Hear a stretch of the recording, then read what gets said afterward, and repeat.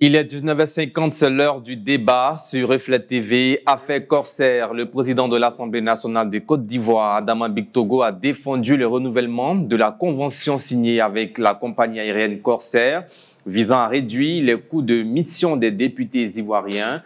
Il a souligné que cette décision avait été prise de manière concertée et que certains députés de l'opposition en avaient bénéficié malgré les critiques actuelles sur le premier sujet de cette émission. Et puis dans la deuxième partie, rencontre Cap Côte d'Ivoire, RHDP. Hier mercredi, une réunion prévue entre la coalition pour l'alternance pacifique Cap Côte d'Ivoire et le RHDP, Rassemblement des oufouettistes pour la démocratie et la paix, a été reporté à la dernière minute. Ce report suscite des interrogations chez les observateurs du landerneau politique ivoirien. Troisième partie, procès Valérie Yapo, PDC RDA. Le tribunal d'Abidjan a débouté Valérie Yapo de 4 de ses 5 demandes contre le PDC RDA et son président Tidjane Thiam. Seule l'annulation de sa sanction d'exclusion temporaire a été accordée. Cette décision renforce la position de Tidjane Thiam à la tête du principal parti d'opposition ivoirien. Bonsoir à tous et bienvenue dans Entre deux News. Bonsoir chers consultants, chers invités également.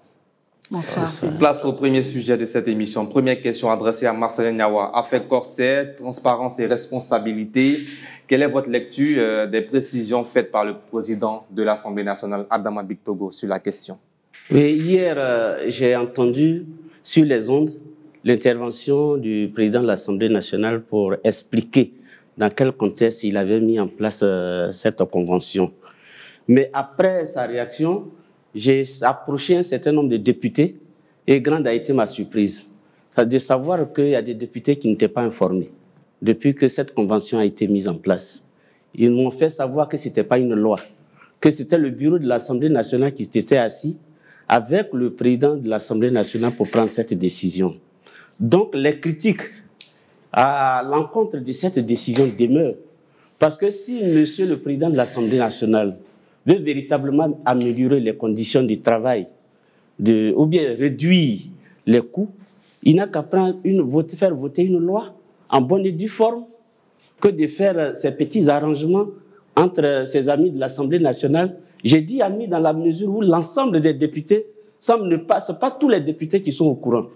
Donc, toujours est-il que les différentes indécences qu'on a remarquées... Il dit que certains députés de l'opposition ont bénéficié même des avantages liés à cette convention. Oui, mais ils ne sont pas... C'est ce que j'ai dit, c'est un groupe. J'ai dit que ça devait être fait pour tous les députés. Pourquoi est-ce que ça n'a pas été rendu public? Ça n'a pas été communiqué en plénière pour que l'ensemble des députés soient au courant et, s'il en faut, en bénéficient.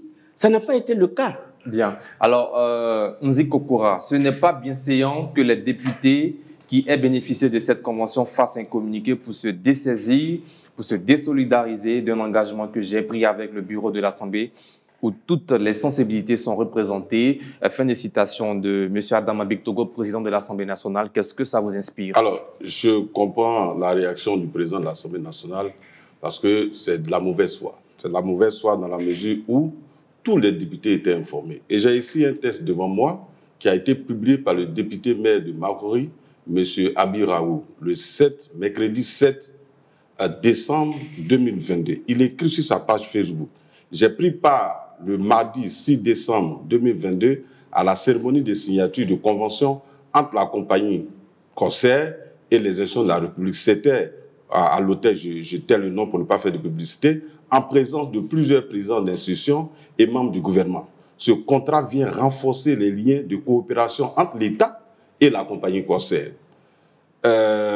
Il prend effet du 6 décembre 2022 au 6 décembre 2024. J'ai été félicité pour mon implication personnelle dans le pilotage de cette cérémonie. La compagnie Corsair et les institutions de l'État communiqueront très bientôt sur les modalités pratiques de cet accord. Alors, celui qui parle est un député maire donc, du PDCI-RDA. 7 décembre 2022. Voilà, et d'ailleurs, comme vous l'avez dit, les derniers à avoir bénéficié donc, de cette convention sont les membres de l'opposition, M. Abi Raoult, M. Oubert Oulaye, M. Krangbe, le maire, donc, je crois l'ancien maire de Yamoussoukro, voilà, qui a été, je crois, après KKP a pris sa place. Donc, comment est-ce qu'on peut comprendre que dans un État sérieux, le président de l'Assemblée nationale va signer une convention en catimini avec une partie de l'opposition, des députés de l'opposition, y compris ceux du RADP.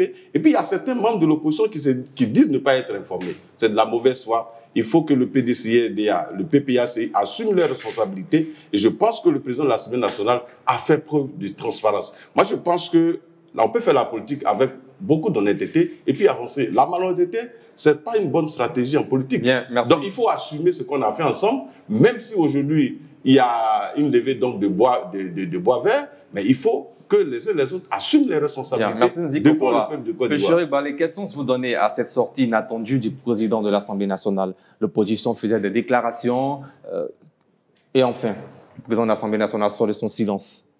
Oui, on a été surpris par les réactions de certains députés qui ont dit qu'ils n'étaient pas informés. Donc, quand le président de l'Assemblée nationale sort, je pense que c'est pour recadrer les choses. Voilà. Il y a un exemple qui vient de nous être donné. Moi, je n'en sais vraiment rien, mais je pense que le problème ne se situe pas au niveau de qui est au courant, qui n'est pas informé. Si on prend une décision pour moi qui est bonne, même si je ne suis pas informé, ce n'est pas un problème. Le problème ici, avec cette affaire de Corsair, pour moi, ce n'est pas le fait que cela réduise les frais de mission.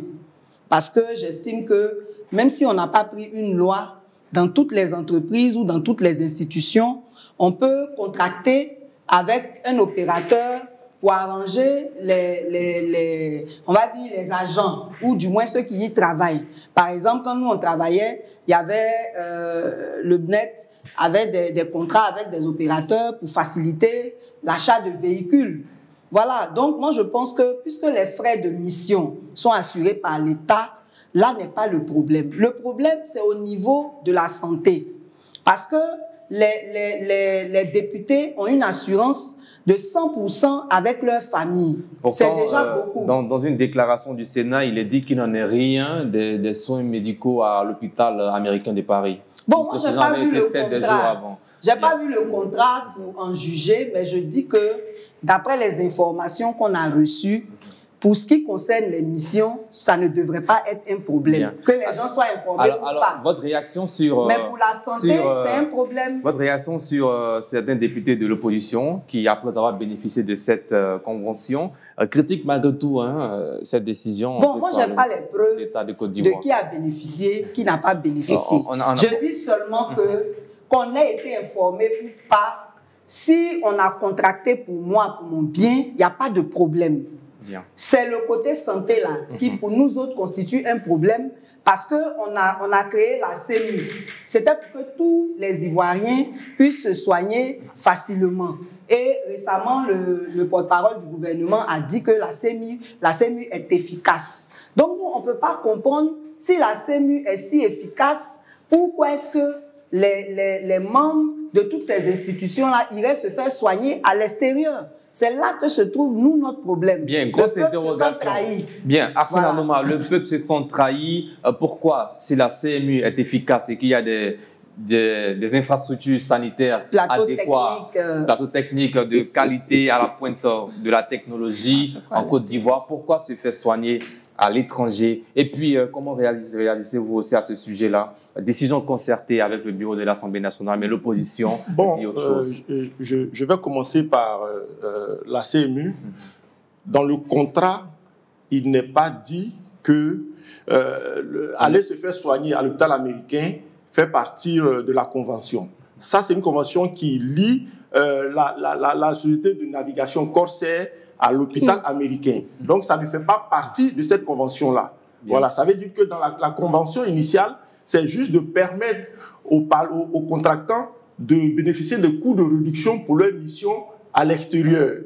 Donc, en fait, cette histoire de santé n'est pas quelque chose, n'est pas un avenant au contrat, à la convention. Ça, c'est une option qui lie la compagnie à l'hôpital américain. Maintenant, sur le plateau technique, bon, en fait, moi, j'estime que pour moi, si quelqu'un a les moyens de se faire soigner par lui-même, il décide de se faire soigner, où il veut. Ça Bien. n'empêche pas que Bien. la Côte d'Ivoire continue à développer son plateau technique. Voilà. Alors, la grande surprise, c'est qu'on ne savait pas que cette décision était concertée. Maintenant, revenons là-dessus. Tout à l'heure, mon frère Niawa disait qu'il a interrogé des députés qui lui ont dit que c'est une décision qui a été prise par le bureau de l'Assemblée nationale. Pour moi, au sein du bureau de l'Assemblée nationale, tous les représentants des partis politiques sont représentés. Donc, en disant déjà que des députés lui ont dit que les présidents, c'est le bureau de l'Assemblée nationale qui a signé, ça veut dire qu'in fine, tous les députés sont informés, parce que je ne pense pas que des députés qui sont plus des intellectuels, leurs représentants au sein du bureau va contracter quelque chose en leur nom et ne va pas les informer et ils ne vont pas consentir. Donc, pour moi, le président de l'Assemblée nationale a bien fait de mettre les pieds dans les plats pour pouvoir dire qu'il y a une duplicité de la part des députés. La preuve, tout à l'heure, on parlait de M. Abi Raoult, il a bénéficié de 3 voyages en France, le 18 janvier 2020, le 29 février 2021 et le 8 novembre 2022. Et en plus, dans ça, une partie de son personnel à la mairie a bénéficié de cela. Comme l'a dit M. Kokora, il y a l'ancien maire de Yamoussoukro qui est PDCI qui a aussi bénéficié. Hubert Oulaye en a bénéficié aussi le 25 juillet 2023. Bien. Donc, jusqu'à ce jour, aucune des personnalités de l'opposition signées et désignées avec des dates précises n'a démenti. Ça veut dire qu'il y avait une volonté manifeste de l'opposition de tromper le peuple et de se faire passer pour des personnes qui ne savaient pas que ça a été signé. Bien, l'affaire ayant été politisée, est-ce que vous trouvez que ces arguments que donne l'opposition et le pouvoir, tout ça, quoi qu'on dise, c'est une affaire scandaleuse pour vous? Oui, mais c'est plus que scandaleuse, comme je le dis. L'opposition a donné scandale également. L'opposition, le pouvoir, tous donné scandale. Ici, c'est le président de l'institution que j'ai écouté et qui m'a choqué par les termes suivants. Je me bats pour mettre les députés à l'aise. Une institution, les députés, ce sont des mandats. Mais il faut améliorer les conditions quand même des c'est ce que j'ai dit, laissez-moi finir. Laissez-moi finir. Quand M. Adama Bitogo est venu à l'Assemblée nationale, les assistants parlementaires n'existaient pas. Il a analysé leurs conditions de travail. Tout ça, ils ont passé au peigne fin comment il fallait mettre le député améliorer les conditions de travail. Et c'est passé par une loi. Donc, si on trouve que ce qui a été fait n'est pas suffisant, on prend une loi et on informe tout l'État, toute la population ivoirienne. Mais on ne dit pas, je prends des mesures pour mettre des députés à l'aise. Ce n'est pas des députés qu'il faut mettre à l'aise. Mais quelque part, vous ne trouvez pas que tous les députés sont complices?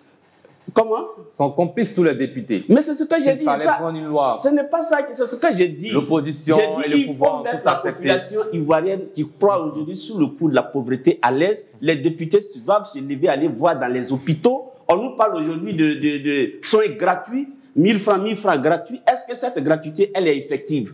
On nous parle aujourd'hui de plateaux techniques très élevés. Les députés doivent se rendre dans les hôpitaux pour se rendre compte de l'effectivité des plateaux techniques. Bien. Voilà le travail que les députés doivent faire pour mettre la population à l'aise et non de se tailler des billets d'avion, d'aller se faire payer des soins à l'étranger avec leur famille, leurs servantes. Bien. Merci. Alors, je crois que son discours a évolué. Dans un premier temps, il disait que certains députés n'étaient pas informés de la mesure, donc de la convention qui existait. Maintenant, son discours a évolué. Il parle donc, je vais dire, pour lui, le président de l'Assemblée nationale ne devrait pas travailler à mettre à l'aise les députés de l'Assemblée nationale. Peut-être qu'il aurait travaillé à les mettre mal à l'aise. Donc je crois que son discours a évolué. Non, je finis. Je dis, pas une loi. Non, c'est pas une loi. Une convention, c'est des arrangements. Quand on signe un contrat d'assurance, comme madame l'a dit tout à l'heure, mais ce n'est pas des lois. Ce sont des arrangements, des contrats, des partenariats qu'on signe, soit avec un hôpital, avec une compagnie, mais c'est ce qui a été fait. Mais il faut regarder dans le fond l'intérêt de la mesure. Tous les frais de transport des députés qui doivent aller en mission, et c'est tout à fait normal pour aller discuter avec des partenaires, donc dans le cadre donc, de l'amélioration donc, des conditions de vie des populations, et qui voyagent, mais c'est l'État de Côte d'Ivoire, c'est le budget de l'Assemblée nationale, donc qui paye les frais de mission. Savez-vous que ce contrat leur permet une réduction de 30% dans des frais de transport? Mais c'est une économie qu'on fait. Pour un pays dont on dit pas très riche, faire déjà des économies, ça arrange le pays. Cette manne financière peut être utilisée à autre chose. Ça, c'est le premier élément que je voulais soulever. Maintenant, j'entends des gens dire oui, le RADP dit qu'il a construit des centres de santé, mais ce n'est pas parce qu'on a construit des centres de santé que le tourisme sanitaire va s'arrêter. Aucun pays au monde où toutes les populations se soignent à l'intérieur. On ne peut pas faire le reproche au président Houphouët-Boigny de n'avoir pas construit des centres de santé. Il est le seul d'ailleurs qui a construit la plupart des CHU. Mais le président Houphouët-Boigny est décédé pratiquement où? Mais en Suisse. Donc ce n'est pas parce qu'on a construit des hôpitaux que des gens dont ils ont des moyens ne puissent pas aller se faire soigner en Europe. Le roi Mohamed VI, il s'est fait opérer en France il n'y a pas longtemps. Pourtant, le Maroc fait partie des pays qui a le plateau technique assez performant. Aux États-Unis, moi je viens des États-Unis, mais aux États-Unis, je vous assure que la plupart des populations vont se soigner au Mexique. Aujourd'hui, la Turquie est devenue le pays par excellence du tourisme sanitaire. Donc on peut se déplacer, on est tous d'accord, unanime que nous sommes un pays qui n'est pas riche. Nous ne sommes pas un pays développé. C'est vrai qu'il y a des choses, il y a des efforts qui ont été fournis, il faut le reconnaître, mais il y a encore des défis à relever. Aujourd'hui, si je touche du bois, quelqu'un atteint d'un problème de cœur et qu'on doit faire une greffe de cœur, est-ce que dans nos pays on peut le faire? Non. Il va falloir l'évacuer. Et en 2022, les évacuations sanitaires étaient autour de 114. Mais aujourd'hui, on est descendu en 2024 à 38 évacuations sanitaires. Donc, il faut être reconnaissant de ce qui a été fait, sans nier qu'il y a des défis à relever. Bien. Et qu'il faut continuer les efforts dans l'amélioration du plateau technique. Jéric Balé, réaction? Oui, je voudrais... Quelles sont vos dernières réactions sur le sujet? D'accord, je voudrais réagir sur la volonté du président de l'Assemblée nationale de mettre à l'aise les agents de l'Assemblée nationale pour toucher du doigt le problème des députés suppléants. Les députés suppléants n'ont pas de rémunération, ils n'ont aucun avantage.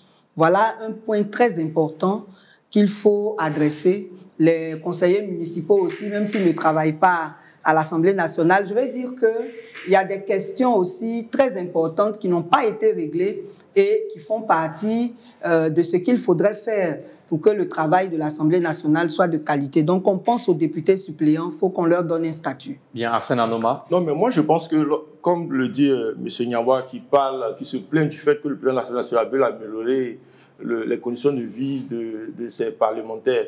Mais ce n'est pas aujourd'hui que l'État se préoccupe de l'amélioration des conditions de vie des parlementaires. En 2008, sous Laurent Gbagbo, la loi qui institue les rentes viagères et les salaires des parlementaires, qui permet aujourd'hui à une personnalité comme Mohamed Koulibaly de toucher près de 7 millions de rentes viagères à la retraite, a été prise sous Gbagbo. Donc, pour moi, ça ne date pas d'aujourd'hui. Et c'est tout à fait légitime. Il est président d'une institution. Je pense que le fait de vouloir améliorer les conditions de vie des parlementaires ne veut pas dire qu'il est dédaigneux des conditions de vie de la population ivoirienne. Pour moi, il n'y a pas d'antagonisme à cela. Donc, pour moi, je ne vois pas le fait qu'on se plaigne de cela. Au contraire, il joue son rôle de président de l'Assemblée nationale de veiller au bien-être de ses collègues parlementaires. Maintenant, lorsqu'on se plaint du fait que les gens continuent à se soigner à l'extérieur, comme l'a dit M. Kograzi, mais on ne pourra jamais empêcher totalement le tourisme sanitaire. Les gens iront toujours se soigner parce que chaque pays aussi a ses particularités pathologiques et a ses spécialités dans lesquelles ils sont en pointe. Donc, si quelqu'un, malgré le fait que son pays avance sur le plan sanitaire, décide de chercher d'autres cieux où il peut satisfaire ses besoins sanitaires. Mais ça doit être à ses propres frais. Hein, oui, à ses propres frais. Oui. Mais aussi, je pense qu'il peut arriver que selon peut-être la nomenclature de ses fonctions, il peut arriver aussi que l'État décide d'évacuer quelqu'un pour se faire soigner. Parce qu'il peut arriver que, par rapport certainement à tes fonctions, on peut décider de te faire évacuer si tu as une particularité sanitaire à régler. Mais comme l'a dit M. Kokora, c'est des choses qui se sont drastiquement réduites. Ça s'est réduit. Et moi, je suis convaincu qu'avec l'évolution de la Côte d'Ivoire sur le plan sanitaire, d'ici quelques années, c'est des choses qui vont encore redescendre. Et concernant cette histoire de convention, mais comme il a dit, ça réduit les dépenses de l'Assemblée nationale de 30%. 30%, c'est beaucoup. Je pense que c'est quelque chose qu'il faut savoir. Il ne faut pas toujours rester dans la politique politicienne. Maintenant, il faut nous dire à quoi ces 30% d'économies vont servir. Bon, mais là encore, on nous le dira. Mais il ne faudrait pas toujours rester dans la politique politicienne pour dénoncer toujours tout, parce que ce n'est pas nous qui sommes aux affaires. Moi, je pense qu'il y a des décisions que les gens prennent qui sont quand même salvatrices pour toute la Côte d'Ivoire. Bien, place maintenant au deuxième sujet de cette émission. Cap Côte d'Ivoire, RHDP, dialogue politique en question, mais avant, la réclame publicitaire. Voilà, de retour de la pub dans ce deuxième sujet de votre émission où Cap Côte d'Ivoire RHDP et le RHDP avaient une rencontre hier, rencontre reportée à une date ultérieure et annulée à la dernière minute. Alors, un courrier a été adressé à cette coalition pour leur faire savoir que nous avons des contraintes d'agenda. D'abord, vous savez que nous sommes dans les préparatifs du congrès que nous organisons. On leur a dit qu'au moment venu, nous allons nous accorder pour trouver une date qui nous permettra de nous retrouver pour débattre des questions dont il s'agit, a expliqué le ministre Kobena Kwasi Adjoumani, porte-parole principal du RHDP, soulignant ainsi qu'il ne s'agit en aucun cas, et je cite, d'une fuite en avant. Ce n'est pas une fuite en avant, au contraire, s'ils le veulent, cette rencontre aura bel et bien lieu, a-t-il rassuré. Votre analyse, Marcelin Niawa, sur les raisons évoquées pour ce report de cette rencontre? Bon, moi, je ne maîtrise pas personnellement les contours de ce report. Maintenant, je m'en tiens à ce que... Les raisons ont été données par le RHDP? Oui, c'est ce que ça, ce sont des raisons officielles. Mais on est en politique. Peut-être qu'il y a des raisons cachées. Mais je le dis toujours, il faut que dans ce pays, on fasse tout pour se retrouver. On perd quoi en se retrouvant pour discuter? Le RHDP qui proclame toujours sa majorité. Quand on est majorité, on doit être capable de discuter, surtout en démocratie. Donc je pense qu'il faut que le RHDP se donne le temps et qu'il ne joue pas l'Arlésienne pour dire à la dernière minute, à quelques semaines des élections, venez, on va discuter. Quand l'opposition va poser des problèmes, ils vont dire non, vous voyez, nous ne sommes plus loin. Bientôt, on va faire les élections, laissons tomber ce problème. Il faut parler des délais constitutionnels. Je pense que ce jeu-là, il est très dangereux. Ce n'est pas du tout. On les voit venir. C'est dans cette dynamique qu'ils veulent s'inscrire. On comprend. On comprend tous le jeu, mais il est malsain. Il faut qu'ils sortent de ce jeu-là. Bien, Arsène Anoma, comment vous réagissez face à ce report et les raisons données? Moi, je ne suis pas dans le négationnisme extrême. Pour moi, le ministre d'État, Kobena Kwasi Adjoumani, a donné les raisons. Le RHDP a un calendrier assez chargé avec l'organisation de son congrès et puis d'autres choses. Donc, ils ont juste demandé à l'opposition, c'est un report, c'est juste un report, ce n'est pas un refus, c'est un report. Donc, pour moi, cette rencontre-là, la preuve... Pourquoi attendre à la dernière minute? Non, mais il peut y avoir des imprévus. Et puis, c'est quelque chose qui nécessite une préparation. C'est le parti au pouvoir qui rencontre une coalition de partis de l'opposition. Je pense qu'il faut préparer les thèmes, il faut préparer les choses, tout ça. Et moi, le fait même que déjà la rencontre est initialement acceptée par les deux partis, ça démontre qu'il y a une volonté de dialoguer. Maintenant, comme le dit M. Niawa, c'est une ruse pour espérer arriver à un certain moment pour dire qu'on est pris. Mais il y a une réalité qu'il faut que l'opposition comprenne. Le président l'a dit aujourd'hui lors de la remise du prix Houphouët-Boigny. Il a dit que les élections se tiendront à date. Donc ça veut dire qu'il ne faudrait pas que l'opposition pense que cette rencontre avec le RHDP là sera l'occasion pour elle de faire reporter l'élection. L'élection se tiendra à date. Ça, pour ça, il n'y a pas d'équivoque à avoir. Donc on discutera. Nous sommes entre nous, Ivoiriens. Nous aimons tous la Côte d'Ivoire. Et puis, qui a intérêt à ce que le pays soit en paix? C'est le RHDP. C'est une très bonne question. C'est le RHDP parce que c'est le RHDP qui est au pouvoir, qui a intérêt à ce que le pays soit en paix pour continuer à développer ce pays comme il le fait depuis 2010. Donc, le RHDP fera tout ce qu'il faut pour que le climat social soit apaisé. Si l'opposition décide de lui emboîter le pas, et on ira sur ça. Maintenant, si elle décide d'utiliser d'autres canaux non démocratiques, je pense aussi qu'un État responsable, et le gouvernement l'a prouvé, le président l'a prouvé depuis 2011 qu'il est là, l'ordre sera toujours maintenu, le pays sera sécurisé pour que les Ivoiriens vivent en paix. Il a même dit aujourd'hui. Bien, plus Chérik Balé, comment vous, en tant qu'actrice de la société civile, vous percevez ce report et son impact sur le monde politique ivoirien? C'était une rencontre très importante qui pouvait décrisper la situation sociopolitique. Oui, c'est une rencontre qu'on a appris avec beaucoup d'espoir parce que jusqu'à présent, malgré tous les appels au dialogue politique, on nous répondait qu'on avait suffisamment dialogué, il fallait s'adresser aux institutions, des institutions qui sont en dysfonctionnement. Donc, quand on a appris la nouvelle de cette rencontre, on était vraiment très contents parce que pour nous, c'était un signe que le pouvoir en place était enfin prêt à discuter avec l'opposition. Maintenant, ce report est vraiment dommage Parce que nous pensons que rien ne doit être au-dessus de la recherche de la paix. Justement, on dit prix Félix Houphouët-Boigny pour la recherche de la paix. Nous, Ivoiriens, on devait être toujours en train de rechercher cette paix. Je ne sais pas quel temps cette rencontre allait prendre dans le programme du RHDP pour qu'on puisse la reporter. Qu'est-ce qui est plus important que la recherche de la paix? Franchement, c'est décevant et c'est inquiétant.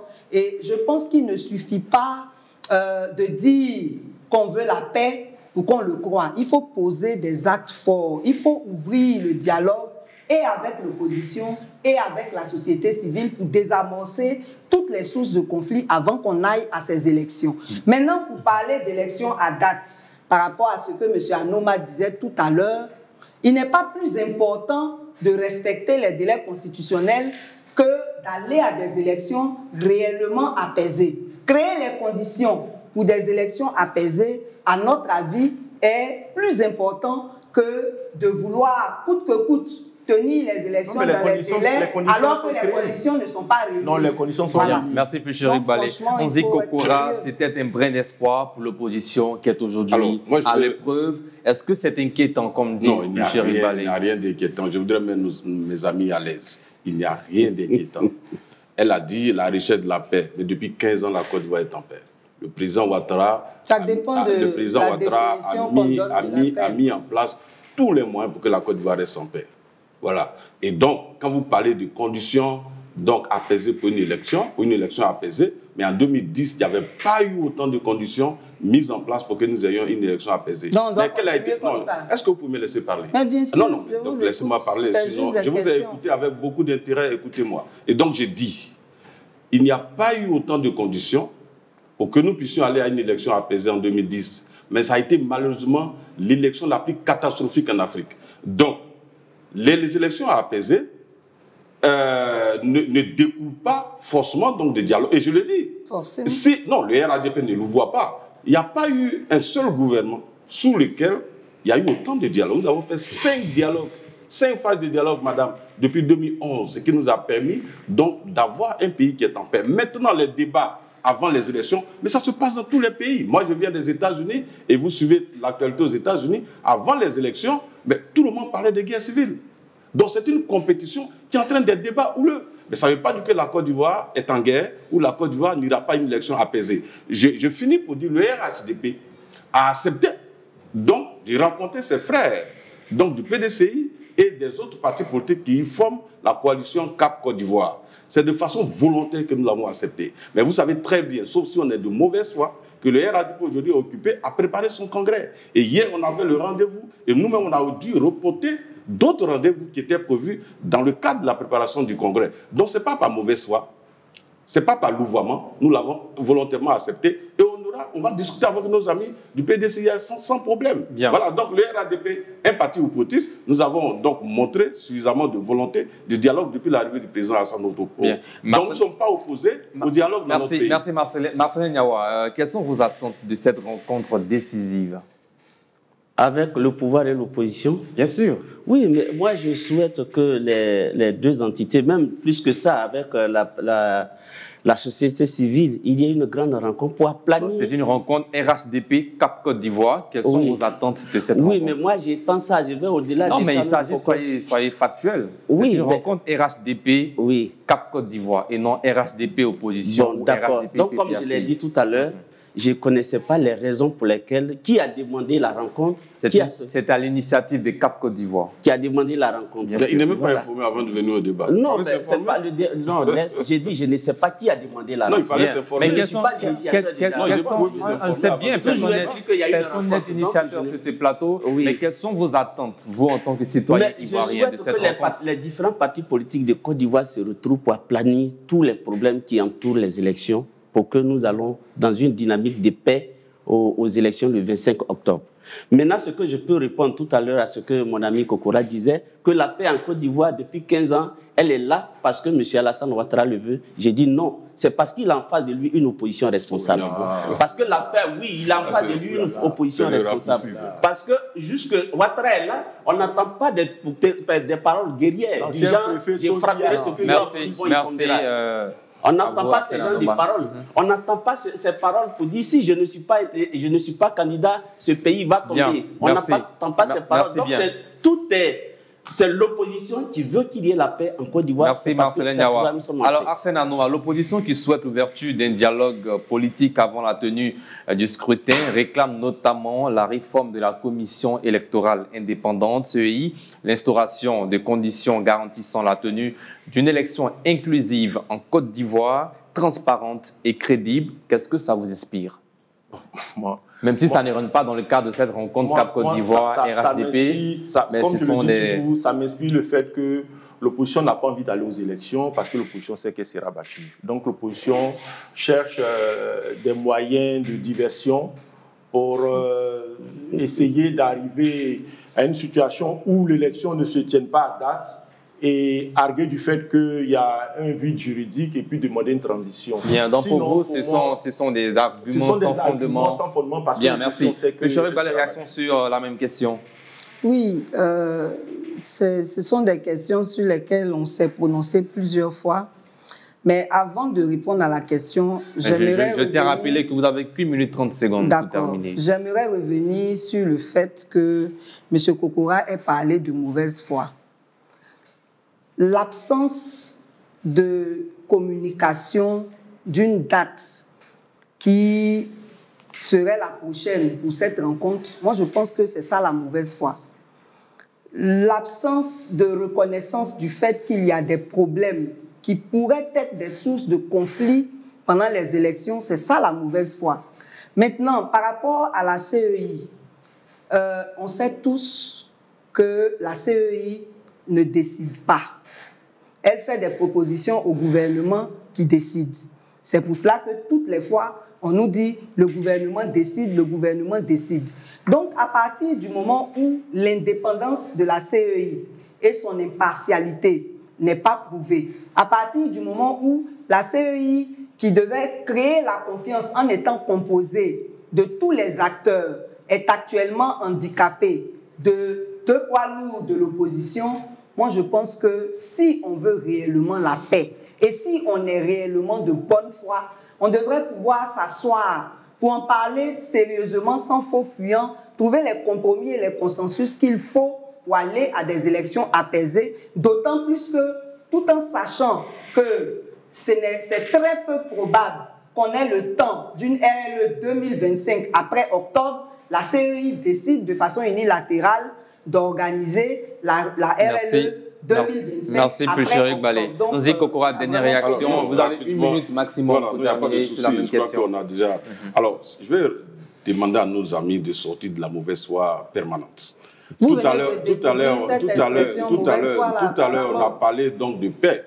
Et quand j'ai dit que depuis 15 ans, la Côte d'Ivoire est en paix, il a trouvé pour seul responsable l'opposition qui a créé les conditions de paix dans notre pays. Ça veut dire que la paix dans un pays dépend de l'opposition. Donc si la paix dépend de l'opposition, donc nous allons demander à l'opposition de nous garantir la paix en 2025.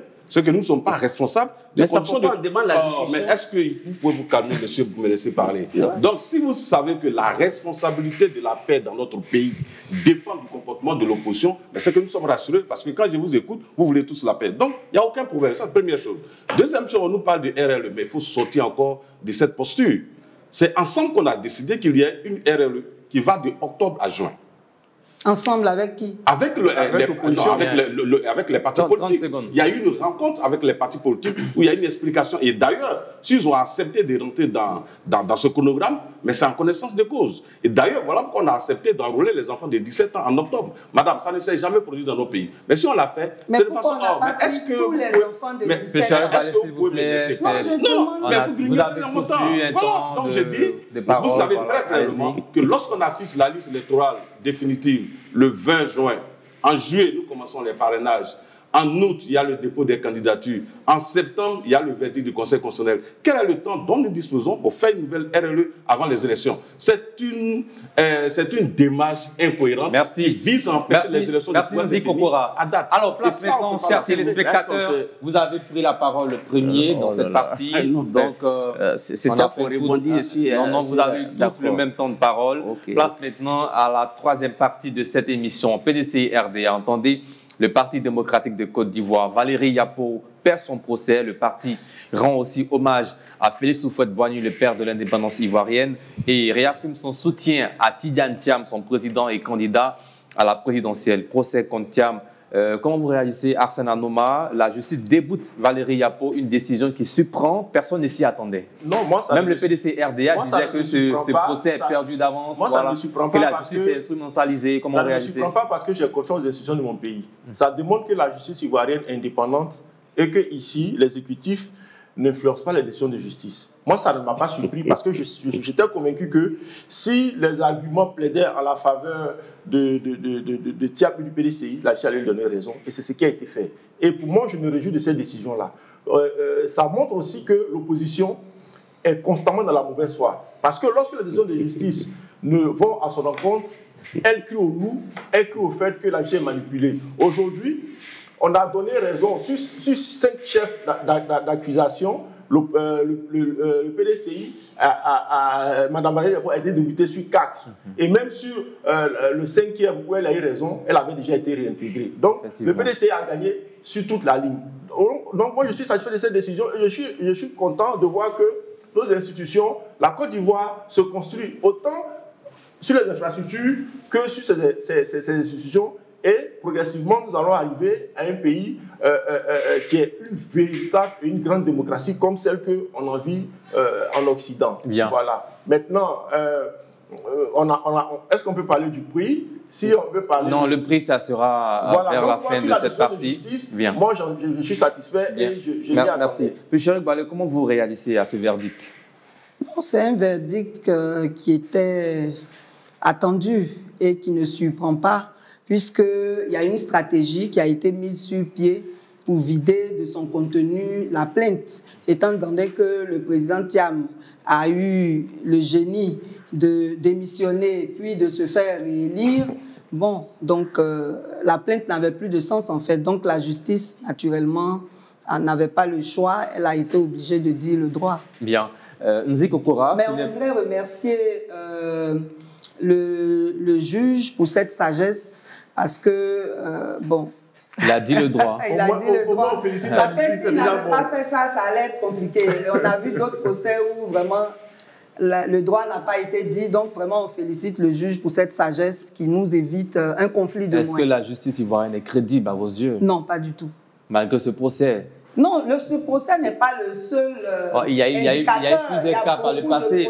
On a le cas Pascal Aping-Guessan face à David. Il y a beaucoup de prisonniers en détention abusive. Moi, j'ai la faiblesse de ne pas commenter les décisions de justice. Ça, c'est de mon point de vue. Mais je peux faire un constat. Et je continue de constater que nos amis ont un problème. Quand les décisions de justice les arrangent, ils applaudissent, ils félicitent la justice. Mais quand ça ne les arrange pas, elle est instrumentalisée. Imaginez-vous aujourd'hui si la décision avait été contraire à ce qu'on a connu, mais peut-être que le PDCI serait dans les rues. Bon, peut-être on va demander à Dame Valérie aussi d'être dans les rues. Il faut arrêter. Quand on va en justice, soit vous gagnez ou vous perdez. Et donc, madame, quand vous parlez, je vous écoute. Prenez le soin aussi de m'écouter. C'est très important dans le débat. Mais vous ne m'écoutez pas, vous me coupez. Merci, Chérif Balé, s'il vous plaît. Allez-y, continuez. Cette façon de faire ne nous permet pas ensemble de construire une république sérieuse. Il rame à compte courant des principes même démocratiques donc d'une république. Pourquoi? Parce que la justice, elle est indépendante. Elle est indépendante dans la mesure où, et tout à l'heure vous l'avez félicité, pourquoi? Parce que la décision vous arrange. Si elle ne vous arrangeait pas... Moi, je ne suis pas PDC. Non, mais vous l'avez félicité. C'est à partir des principes. Vous avez même dit que M. Thiam, c'est un génie. Vous l'avez dit tout à l'heure. Mais madame, vous n'allez pas prendre tout votre temps à m'interrompre. Mais soyez juste dans vos propos. Ah bon? Puis Chérif Balé, s'il vous plaît, on fera l'effort de permettre aux autres de pouvoir s'exprimer. Allez-y, terminez. Donc j'ai dit, il faut que nos amis arrêtent. Moi, je note tout simplement que la dame, elle a accepté la décision. Mais lorsque M. Thiam a été radié de la liste électorale, suite à une décision de justice, on a vu nos amis du PDCI-RDA marcher avec des députés en avant. Pourtant, quand vous avez lancé la marche contre, ou bien la désobéissance contre la vie chère, on n'a pas vu les députés dans la rue. Mais concernant M. Thiam, ils étaient dans la rue. C'est pour dire, chère madame, vous êtes de la société civile, il faut être à équidistant des partis politiques. Il ne faut pas prendre toujours le camp donc, de l'opposition. Parce que ce n'est pas juste. Je dis, nos amis de l'opposition doivent faire confiance à la justice. Et c'est quand nous allons faire confiance à nos institutions, comme M. Anouman l'a dit, que nous allons réussir à créer la paix. Parce que la paix, c'est la justice qui la crée. Mais chaque fois qu'on prendra une décision et que ça ne vous arrange pas, vous allez être contre la justice, vous l'avez dit tout à l'heure, on ne n'arrivera pas à construire une paix. Parce que demain, si moi aussi une justice me concerne, je ne vais pas l'accepter. Merci. Marcelin Niawa, comment cette décision judiciaire renforce-t-elle la position de Tidjane Thiam au sein du PDCI-RDA? Bon, d'abord, vous me donnez l'occasion de voir la procédure. Je vais me prononcer comme mes autres camarades. Moi, j'attendais... Il n'y a pas eu de surprise à mon niveau concernant la décision Valérie Yapo. Pourquoi? Parce que vous, oui, on l'a entendu sur ce plateau, des militants du PDC-RDA et des journalistes proches du parti qui disaient que d'avance, Thiam perdra ce procès. Non, donc on parce que pour moi, la procédure, depuis le début, lorsque Mme Valérie Yapo a été sortie du bureau politique du PDCI, elle a déposé une plainte au tribunal. Avant que le juge ne se prononce, le PDCI l'a réintégrée. Et le PDCI a dit que la décision, le jugement était maintenant sans objet. Et elle a été réhabilitée. Dans le cas de Thiam, ça a été la même procédure. Elle a porté plainte contre Thiam, disant qu'il n'avait pas la qualité d'être président du PDCI. Mais avant que le juge ne se prononce, Thiam s'est retiré du PDCI. Il y a eu un congrès qui a été fait, mais entre-temps, il a retrouvé son statut d'ivoirien. Donc là, le juge ne pouvait pas dire autre chose. Bien que le droit ne soit pas une science exacte, mais plus ou moins, moi, à mon niveau, je m'attendais à ce que le juge ne donne pas raison ici à Mme Yapo, puisque Thiam était déjà rentré dans les rangs. Bien, nous allons aborder un autre aspect très important de ce sujet. En effet, le PDC-RDA a rendu aujourd'hui hommage au président Félix Houphouët-Boigny et a réaffirmé son soutien à l'endroit de Tidjane Thiam. C'était une activité sous la pluie pendant que la Côte d'Ivoire accueillait aujourd'hui la remise du prix Félix Houphouët-Boigny pour la recherche de la paix. Le PDC-RDA a brillé par son absence. Puis Chéri Balé, comment vous réagissez face à cette décision du PDC-RDA? Oui, avant de répondre à cette question... On va répondre parce qu'on n'a pas assez de temps. On a oui, non, j'aimerais juste préciser en 30 secondes, rapidement. Dans un débat, quand on ne veut pas être interrompu, on n'est pas discourtois dans ses propos. Bien, merci. Quand on est tous d'accord. Merci.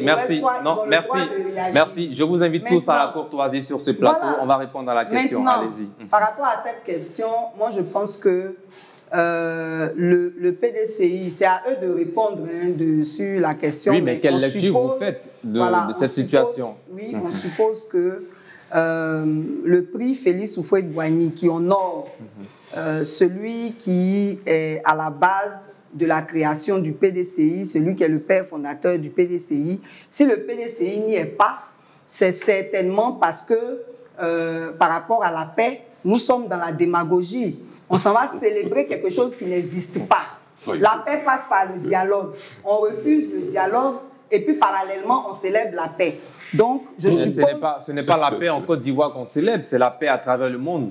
Non, le prix Félix Houphouët-Boigny, c'est un prix pour la recherche de la paix. Mais donc, qui est décerné à tout le monde à travers le monde. La preuve, c'est que celui qui repart avec ce prix cette année n'est pas ivoirien, il est portugais. Il ne s'agit même pas de ça. Il s'agit du fait que... Parce que vous savez que quand il y a des sommets, parfois, il y a des contre-sommets. C'est par rapport à quoi? C'est par rapport au fait que quand le sommet se tient et que par rapport aux objectifs de ce sommet-là, il y a un groupe qui conteste ces objectifs-là, il fait son contre-sommet. Donc, on n'est pas obligé de soutenir cela quand on pense que ceux qui sont en train d'organiser cela ne sont pas en réalité dans un esprit de paix, Arsène de recherche Anoma, de paix. On ne peut pas célébrer le prix Félix Houphouët-Boigny pour la recherche de la paix alors qu'on a retiré la nationalité de Tidjane Thiam, petit-fils d'Houphouët-Boigny. Telles sont les raisons qu'évoquent certains cadres du PDC-RDA et militants du parti. Comment vous réagissez? Moi, je suis attristé. Et je me demande, le PDCI Thiam s'éloigne de plus en plus de l'esprit foutiste. Il s'éloigne de plus en plus de l'héritage laissé par son grand-père. Parce que pour moi, on ne peut pas réduire le PDCI seulement à Thiam. Non. Et ce prix-là, c'est un prix international. La preuve, même le PPACI, qui n'est pas foutiste, a envoyé un représentant. Ça veut dire que, pour moi, la situation de Thiam et la tenue de ce prix-là sont deux choses qui sont totalement distinctes. Le PDCI aurait dû, comme un parti républicain, et encore un parti, je pensais qu'il s'est dit oufouettiste, être présent à la célébration de ce prix-là, qui au final fait honneur à la Côte d'Ivoire. Parce qu'aujourd'hui, le PDCI aspire à revenir aux affaires. Mais quand tu aspires à revenir aux affaires, tout ce qui concourt à propulser le pays, à faire honneur au pays, tu dois te sentir concerné. Moi, j'estime que ce n'est pas le prix du parti au pouvoir. La preuve, ce prix a été initié par le président Félix Houphouët-Boigny. Donc, ce n'est pas le prix du parti au pouvoir, c'est un prix de la Côte d'Ivoire. Donc, tous les partis de la Côte d'Ivoire qui sont républicains auraient dû participer à cela. Et c'est d'autant plus désolant pour le PDCI, pour moi, qui est l'inspirateur de par l'oufouettisme de ce prix-là, ne pas y participer parce que son président a des problèmes dans lesquels il s'est lui-même mis, parce que ce n'est pas quelqu'un qui lui a demandé de se naturaliser en 1987, c'est lui-même qui a créé ces problèmes. Donc ça n'a rien à voir avec le parti au pouvoir. Le problème que tu t'es créé toi-même de façon délibérée, tu es parti prendre une autre nationalité. Mais ça n'a rien à voir avec la Côte d'Ivoire. Donc je suis désolé de cette décision, de cette nouvelle classe dirigeante du PDC qui se voit de l'oufouettisme. Bon, moi j'ai été malheureux de constater ce matin que le PDCI n'était pas présent à Yamoussoukro. À Abidjan. Oui, c'est à Abidjan. Je ne sais pas où ça s'est passé. Pendant que ça ne vous intéresse pas. Je ne suis pas oufouettiste. Pourtant, le président Henri-Konan Bédié avait été honoré lors de l'édition précédente. J'ai été vraiment choqué d'apprendre ça sur les ondes que le PDCI n'était pas à la cérémonie. Mais je constate que tous ceux qui se réclament oufouettistes aujourd'hui ont décidé de faire de l'oufouettisme sans oufouet. Le RDR se dit oufouettiste, PDCI se dit oufouettiste. Le RDR refuse le débat. Le RHDP. Le RHDP. Bon, le RHDP. Non, sur ce plateau, on dira ce qui est le RHDP. Ok, d'accord, je vous concède. Le RHDP qui refuse le leitmotiv d'Houphouët-Boigny qui était le dialogue. C'est qu'Houphouët-Boigny a toujours prôné et il a dit il n'y a jamais si peu de temps pour dialoguer. Il faut toujours dialoguer. Le RHDP refuse le dialogue. Aujourd'hui, le PDCI constate que là où on l'invite là, pour la recherche de la paix, en réalité, il n'y a pas de recherche de paix. Donc, il n'y va pas.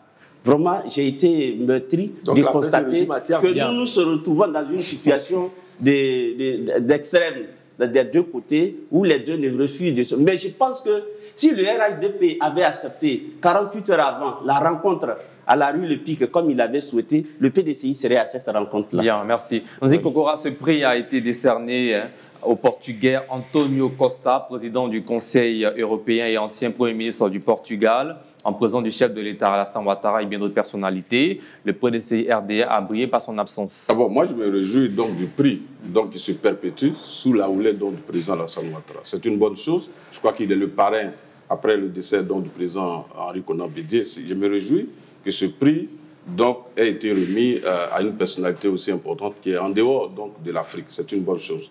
Le commentaire que je peux faire sur l'absence du PDCI, on parle de paix. Est-ce qu'à l'intérieur du PDCI, il y a la paix? Tout à l'heure, on vient de parler de Valérie Yapo, qui a traduit son président en justice. Il n'y a pas de paix. On a vu Dikao qui vient de démissionner, ceux qui parlent de dialogue et de paix. Pourquoi ils ne peuvent pas discuter à l'intérieur pour créer la paix en leur sein? C'est le seul parti aujourd'hui en Côte d'Ivoire qui a des problèmes en son sein. Donc, ils n'ont jamais eu l'esprit foutiste. Et M. Thiam, comme il l'a dit, il s'est non seulement éloigné de façon physique de l'héritage du président Houphouët-Boigny, il s'est éloigné de façon, je vais dire, dans la vision et dans la politique, n'a jamais été proche. Vous savez, il a fait 24 ans à l'extérieur de notre pays. Quelqu'un qui aime son pays, qui aime Houphouët-Boigny, il va passer 24 ans hors de son pays. Comme je l'ai dit toujours, moi je suis un exemple, nous sommes de la diaspora. Quand vous allez dans la diaspora, dès lors que vous avez votre premier papier qui vous permet donc de voyager, votre réflexe qui vient à votre esprit, c'est d'aller au pays. Mais M. Thiam, qui avait tous les moyens, qui était payé en milliards de dollars ou euros, mais donc qui passe 24 ans en dehors de son pays, c'est quelqu'un qui n'a jamais eu l'esprit patriotique. Non, je finis très rapidement. Le PDCI est une déception. Parce que, quelles que soient les raisons avancées, ne peut pas justifier son absence à un prix aussi important, non institué par le président Houphouët-Boigny et non par le président Alassane Ouattara. C'est une république, ce n'est pas une question de RHDP, mais c'est la république, c'est l'État. Quel est leur esprit républicain? Donc le PDCI d'aujourd'hui, non seulement n'a aucun esprit fautiste, ce sont des gens qui ne sont pas républicains. À la limite, je dirais, ce sont des pushistes parce qu'on entend Véronique Kaka et autres qui disent des choses. Et on a entendu son discours contre Bion. Et ça, c'est un esprit de paix. Traiter un membre important de votre parti de Touareg, ça, c'est l'esprit de paix au sein du PDCI. Bien, merci. Donc, leur absence ne me surprend pas parce qu'ils sont dans un esprit de rébellion. On va terminer maintenant. Dernière question pour tout le monde. Oui. Votre réaction sur le prix Félix Houphouët-Boigny pour la recherche de la paix, Antonio Costa? Franchement, je ne le connais pas. Je ne connais pas ses actions, donc je ne peux pas me prononcer là-dessus. Vous aurez voulu voir un Ivoirien prendre non, ce pas prix? forcément. C'est un prix international. Bien sûr, mais pourquoi donc, pas il y a un des Ivoirien? critères. Non, le jour où un Ivoirien va le mériter, il l'aura. Personne ne le mérite? Certainement. Parce que c'est une affaire de critères. Normalement, pour décerner un prix, il y a des personnes qui sont présélectionnées. Il y a un jury international qui est mis en place. Voilà. Donc, avec la certainement supervision de qu'aucun l'UNESCO. Ivoirien n'a encore satisfait les Non, critères. mais moi, je pense que le jury, c'est un jury international, des personnes compétentes, des personnes ressources dans le domaine de la recherche de la paix. Donc, s'ils ont choisi le Portugais, c'est qu'ils méritaient de recevoir ce prix-là. Et je suis honoré qu'à travers ce prix, qui est un prix international, la Côte d'Ivoire, sous la présidence la direction du président Ouattara, continue à briller sur le toit des nations. Merci. Et à faire honneur à notre pays. Marcelin Yawa. Bon, moi, je ne connais pas trop celui qui a été, aujourd'hui qui a été célébré, celui à qui on a remis le prix d'aujourd'hui. Mais ce que je peux souhaiter, c'est que ce prix qui porte le nom du tout premier président de la République de Côte d'Ivoire s'intéresse à la paix à l'intérieur de la Côte d'Ivoire.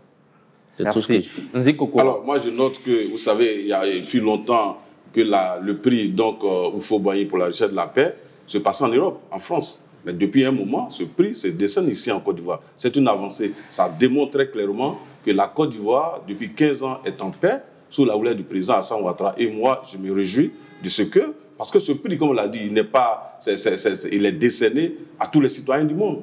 Tous ceux qui se battent pour la paix, ça peut être un Ivoirien, ça peut être un Sud-Africain, un Marocain ou un Français, peu importe. L'essentiel, c'est que les uns et les autres se battent pour qu'il y ait la paix dans le monde. Et pour moi, c'est une bonne nouvelle, comme je l'ai dit tantôt.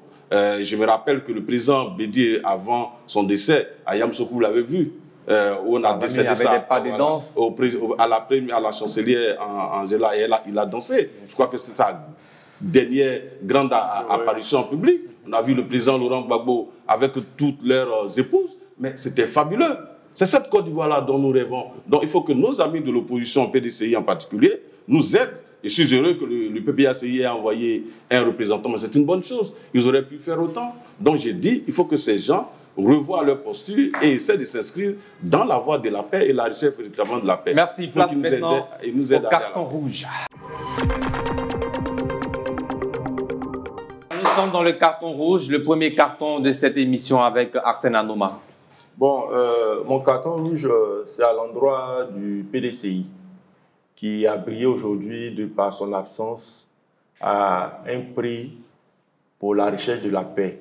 Vraiment, je suis attristé de voir qu'un parti qui a été à la tête de la Côte d'Ivoire durant l'indépendance, qui a été fondé par Félix Houphouët-Boigny et dont le prix porte son nom, qui se réclame être le véritable héritier politique du président Félix Houphouët-Boigny, pour des raisons de politiciennes internes, est brillé par son absence. Vraiment, j'adresse ce carton au PDC qui se ressaisissent, qui reviennent à la République, s'ils ont l'espoir de vouloir attendrir le cœur des Ivoiriens pour que les Ivoiriens les ramènent à la gestion du pays. Bien, Marcelin Niawa, carton rouge. Carton rouge au ministre, au gouverneur Cissé Bakongo. On a entendu dire ici qu'il fallait casser des quartiers, il fallait casser des maisons parce que les gens étaient mal logés, étaient mal situés. Mais on constate que là où ils ont cassé les maisons, ce n'était pas là où le problème se trouvait. La preuve aujourd'hui, on compte une dizaine de morts. C'est déjà trop. On n'a pas réglé le véritable problème. Et moi, je pense que c'était une fausse solution à un réel problème. Il ne servait à rien d'aller casser à Gamé Village. Les vrais bidonvilles qu'il faut casser sont là. Et il faut reloger ceux qui sont dans ces bidonvilles. Zikokora, carton rouge. Alors, mon carton rouge va à l'endroit de nos amis du PDCI, principalement à l'endroit de leur président. Parce que pour moi, en tant que, d'abord, il se réclame toujours du président Houphouët-Boigny. Il dit qu'il est le petit-neveu du président Houphouët-Boigny, il a été élevé, éduqué par le président au Fort-Boigny. Donc rien ne l'empêchait d'être à un prix aussi important qui magnifie l'œuvre donc de son grand-père. Il a fui le pays, il se promène chez les Blancs, il a fait 24 ans là-bas. Il est temps qu'il reste dans son pays pour participer à toutes les cérémonies donc, que la Côte d'Ivoire organise. Il n'était pas là lorsqu'on célébrait l'indépendance. Donc je me rends compte que ce monsieur n'est pas venu pour nous aider vraiment à construire cette république, ce pays-là dont nous rêvons depuis longtemps. Donc, mon carton rouge va à l'endroit de nos amis du PDCI qui réclament un dialogue avec le RADP, mais j'aurais dû montrer l'exemple aujourd'hui pour dire qu'ils sont vraiment ouverts au dialogue en participant à cette cérémonie, donc qui est républicaine. C'est-à-dire qu'ils refusent une cérémonie républicaine, mais demain, ils cherchent à aller au siège du RADP pour rencontrer. C'est une incohérence. Bien, Pelcherec va les cartons rouges.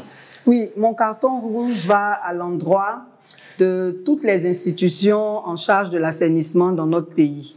On connaît la liste des zones à risque, on connaît la liste des zones inondables et rien n'est fait en amont pour mettre fin toutes les saisons pluvieuses aux inondations, aux éboulements. On ne cure pas les caniveaux, on ne prend pas toutes les dispositions qu'il faut pour libérer le passage de l'eau. Et chaque année, c'est toujours la même chose. Donc vraiment, il faut prendre les dispositions pour assurer réellement la sécurité des populations et nous éviter toujours les mêmes drames en saison pluvieuse. Bien, merci. Dernière rubrique de cette émission, c'est le chiffre du jour.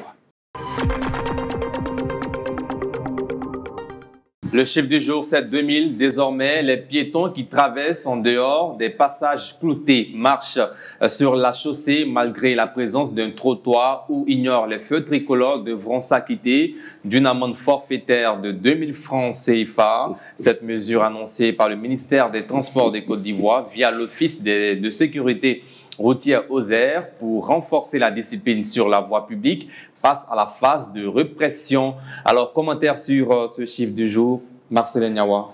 Oui, bon, c'est avec beaucoup de sourires que j'ai accueilli cette nouvelle. Parce que déjà, ce n'est pas dans tous les quartiers d'Abidjan qu'il y a des passages cloutés, mais je pense que là où ça existe, obligatoirement, il faut les respecter. Déjà, même les propriétaires des véhicules, les conducteurs qui n'arrivent pas véritablement à respecter, les policiers ont des difficultés avec eux. À plus forte raison, un piéton qui cherche à traverser et qui ne traverse pas au bon endroit, je pense que c'est une grosse bagarre à laquelle on va assister. Merci. Arsène Anouma. Non, mais moi, je me satisfais de la décision parce que, au moins, j'estime qu'il faut sensibiliser, mais arrivé à un certain moment donné, il faut passer à la répression.